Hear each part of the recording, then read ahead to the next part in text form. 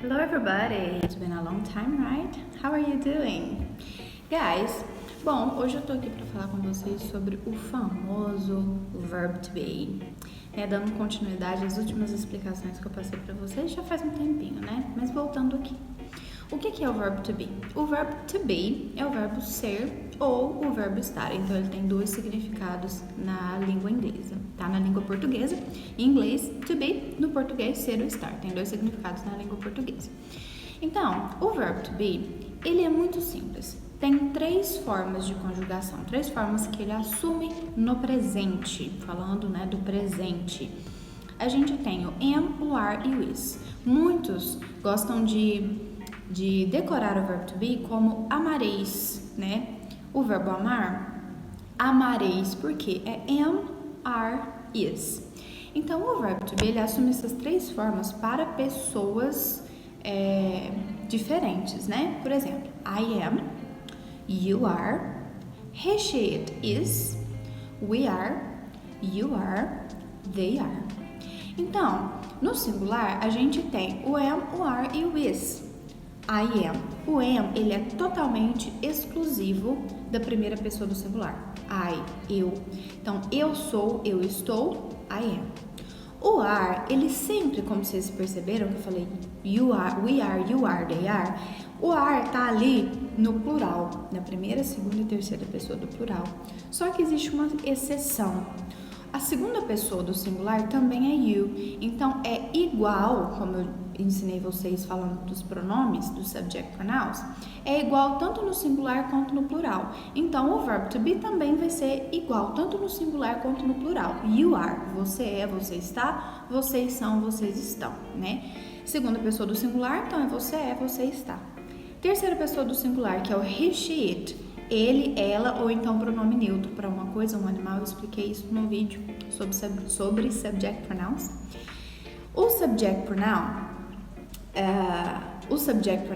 he, she, it, na verdade a terceira pessoa é uma pessoa só, o que muda ali é o gênero, É masculino, feminino ou neutro.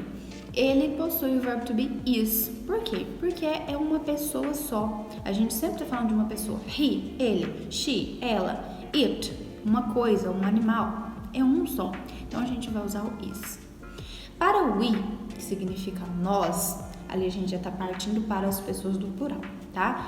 Que é we, you e they. We, primeira pessoa do plural, segunda pessoa do plural, you, terceira pessoa do plural, they. Todos eles são iguais, porque como eu disse, o verbo to be no plural vai ser o are, enquanto am e o is é o verbo to be no singular, com exceção do you, que sempre vai ser you are, tanto no singular quanto no plural, o are vai ser o verbo to be no plural. Então, resumindo, verbo to be no singular, para qualquer palavra, será is. Verbo to be no plural, para qualquer palavra, será are, E quando que eu vou usar o am? Apenas para o I, como eu disse, é exclusivo. Então, o am vai ser usado apenas para I. Sempre I am. Não existe they am, she am. Isso não existe.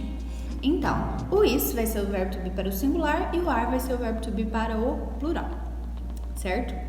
Se eu quiser fazer perguntas com o verbo to be, vamos supor, vou dar um exemplo. Se eu falar assim, I am blonde.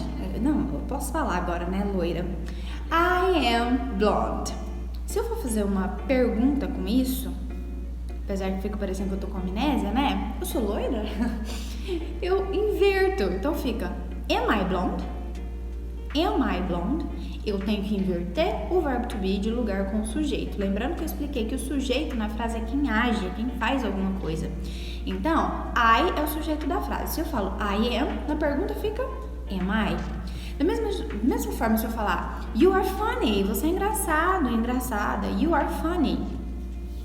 Are you funny? Pra fazer uma pergunta, você é engraçada? Agora, se eu falar, por exemplo, they are brothers. They are brothers. Eles são irmãos. Se eu for perguntar, eles são irmãos? Como vai ficar? Are they brothers? Então, em vez de ficar they are, fica are they brothers? certo? Então, para fazer pergunta, com o verbo to be, a gente sempre inverte o verbo to be de lugar com o sujeito. Na afirmativa fica sujeito e verbo to be. Na interrogativa, verbo to be e sujeito, a gente inverte. E na negativa, é só você acrescentar not na frente do verbo to be. Pega sempre a frase afirmativa como exemplo, igual eu falei agora. A frase afirmativa fica I am, na interrogativa, am I. E na negativa, é a mesma coisa, pega a frase afirmativa para fazer o exemplo. I am, afirmativa, negativa, I am not. You are not. He is not. Tem como fazer a forma contrata do verbo to be com not? Tem. A forma contrata é aquela forma juntinha, né?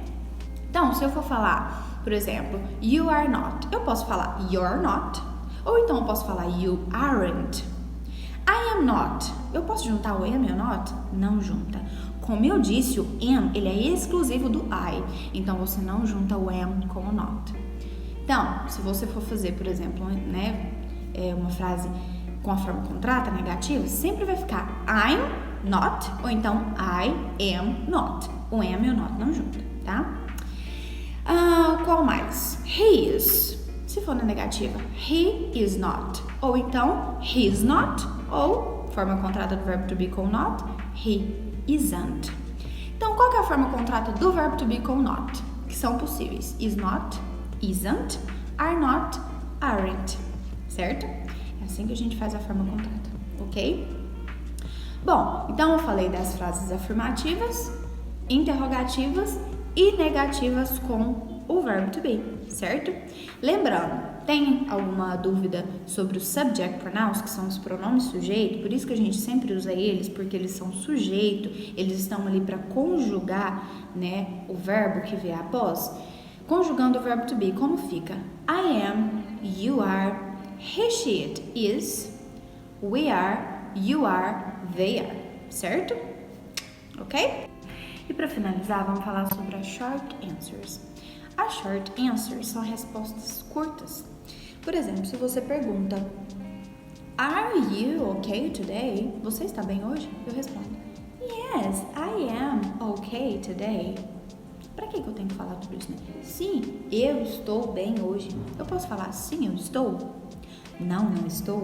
Não é muito mais curto? Então, short answers são respostas curtas de sim ou não. Então, você sempre usa o sim ou não, o sujeito, ou seja, I, you, he, she, it, we, you, they, o sujeito, mais o verbo. Lembrando que no negativo você tem que adicionar o not. E sempre pensando, né, já que é uma short answer, por que não fazer ela de fato de uma forma menor, né, de uma forma contrata? A forma contrata nas short answers só podem ser feitas na negativa. Então, por exemplo, se você fala assim, ó, me pergunta, are you okay? Eu vou responder, yes, I am. Não tem como eu falar yes, I am. Por quê? A gente só faz forma contrata em short answers em respostas negativas, tá? Em respostas negativas foi ótimo.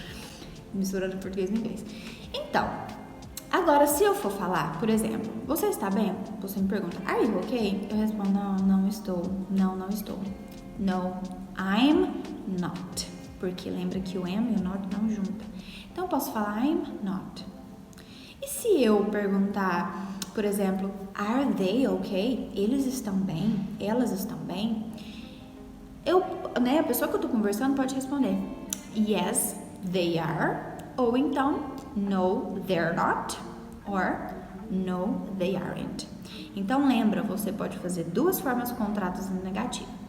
Do sujeito com o verbo to be, ou do verbo to be com not.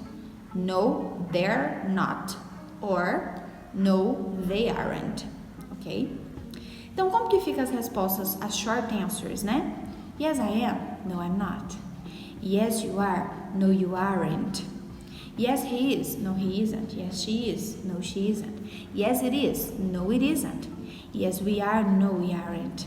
Yes, you are. No, you aren't. Yes, they are. No, they aren't. Ok? Então, se tiverem qualquer dúvida sobre o verbo to be, comenta aqui embaixo. Podem fazer as suas perguntas, ok? E estamos aí para tirar dúvidas de vocês e para explicar e trazer mais conteúdos, ok? Bye, bye, guys. See you!